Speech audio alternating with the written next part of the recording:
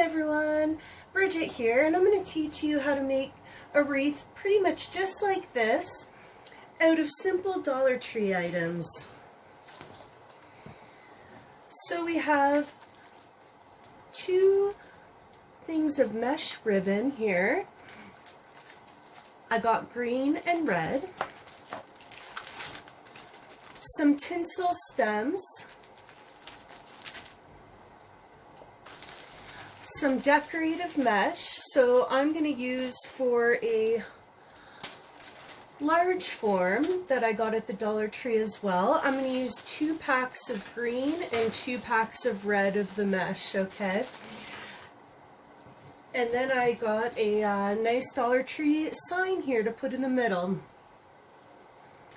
So basically what we do is we take the mesh and we cut it into about 4-inch strips like this. You could do a little bit more or less depending on how much mesh you have and how much fullness you would like in the items. So basically I got all my green ones done here, so I'm gonna just continue with the red. So you roll them up like this and then you kind of smush them to keep the round form, okay?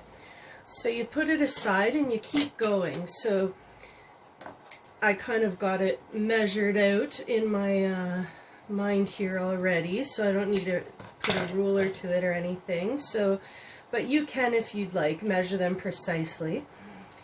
So like this, roll it up and put it aside. Alright, now I've already cut up my red ribbon, so I cut it into pieces like this, and then also my green ribbon. Okay, so I've cut it all up into individual sizes, and then I also cut my tinsel stems in half so that I have a whole stack of half, because you don't need the full stems to put them on the wreath. Okay, so once I get all these red ones cut, I will be right back. Alright, to part 2 here. So, as you can see, I've got my green rolls and my red rolls ready out of the decorative mesh. So I've got 2 packages each because we're doing a large wreath. A lot of the times if you're doing a medium-sized wreath, you need about a package and a half. And a candy cane wreath, you need about 1 package, okay? So it just varies. So sometimes they get a little bit undone, so you got to kind of re-roll them as you're doing them.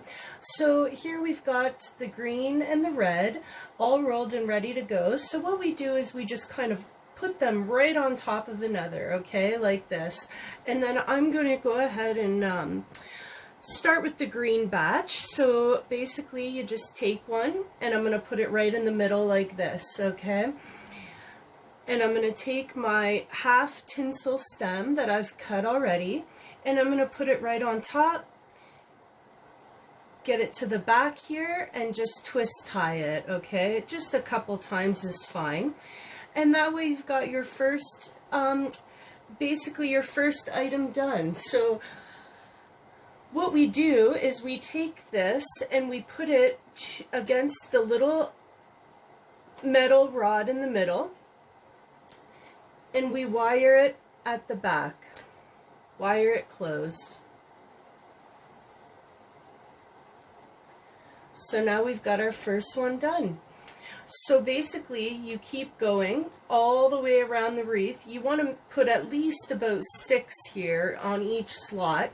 And basically once you're done, you kind of fluff it up. So once I get majority of this done, I'm going to come back. Alright, so I have 6 done here on the first part of the wreath. And what I'm going to do is fluff them up like this. So you want to do that at the end as well, just to make sure that they're all nice and you can't see the wire underneath, okay? So basically I'm going to go all the way around, and also just so you know, you can use 3 colors as well, 3 or even 4 if you'd like. So if you're making a different color wreath, like for the spring and for Easter, let's say, you can use a few colors and just kind of put them like this, and then one on top of the other, and then like kind of one in the middle, so it's kind of like it bulks it up a little bit more, okay? I'm just using 2 basic colors because that was the request that I recently got for a wreath that I'm making for someone. So they wanted red and green. So that's why I'm only doing 2 colors. But a lot of my wreaths, like this one that I already had finished, it's got the green mesh with the snow, and then also silver, and the red, and then also like a sparkly red as well. So I used a few colors there, okay? Alright, once I'm done the form, I'm just going to show you once again how to do it. So basically, you can simultaneously do it, like green on top of the red, red on top of the green, but for now I'm just doing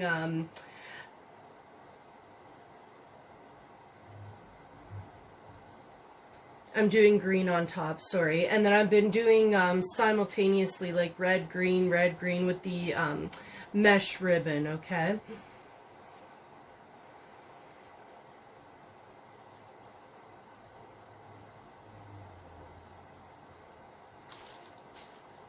You can make all these pieces as well, and then put them on the wreath after, just so you know you don't have to keep going with the wreath as you go. It might be a little more time consuming if you make all your pieces first and then you put them on the wreath all at once. It kind of makes it a little bit faster. Okay, I'll be back. Alright, so here we've got the wreath done. I haven't fluffed it up yet because I wanted to show you kind of how it looks like flat, right, in comparison to when we fluff it up. I did have a few extras, okay, so when you have a few extras, you can just kind of look for little open spaces, okay, like we've got here, and we're just going to take the pipe cleaner and put it in the middle and wind it up again. So I'm just going to fill out some spots here before we fluff it up and just get the final touches on it, okay? So another spot here, can squeeze them in, and you know, I put 6 on each section, but you can do more or less. Sometimes I've done less and then I filled in the gaps with ribbon as well, so that's an option if you don't have as much mesh. And let's see here, I'll just go right about here for the last one. And then I'm going to fluff it up, and then we're going to put our Merry Christmas sign on. And you can also put a bow or anything you want. You could even like glue some bulbs in the middle like some people do as well, or like big ribbons at the side. But I like them kind of basic like this. So, and at the back here, all I do is fold up the pipe cleaners. Some people go ahead and cut them off, which either way is fine. So now I'm going to go ahead and fluff it up. So basically you just squeeze it, okay? Don't be scared to touch it. You're going to, as you fluff it, it's going to get nicer and nicer, okay? So as you can see, it kind of really brought it out and fills the gaps as well, and just makes it a lot fuller. Sometimes we've got like a little stem things that we can cut off and kind of trim if they're bothering you, but overall it's fine with them as well, because you know, it kind of gives it that beautiful mesh look, okay? So now we've got our Merry Christmas sign, so we're going to end up putting it in the middle here. So what I do is I go to the back, put it right in the middle here, and then I take a pipe cleaner, and I'm just going to put it under here, right into the hook here, and then clasp it on. And I like to put it in a section where we've got the middle bar here, so I can kind of clasp it to that as well, okay? And kind of get it around a few times. That way it's going to be nice and sturdy in there. It won't go anywhere on us. So perfect. So I will show you the finished product. So once it's on the wall, it looks perfect. And to actually make the hook to hang it, I used a pipe cleaner as well.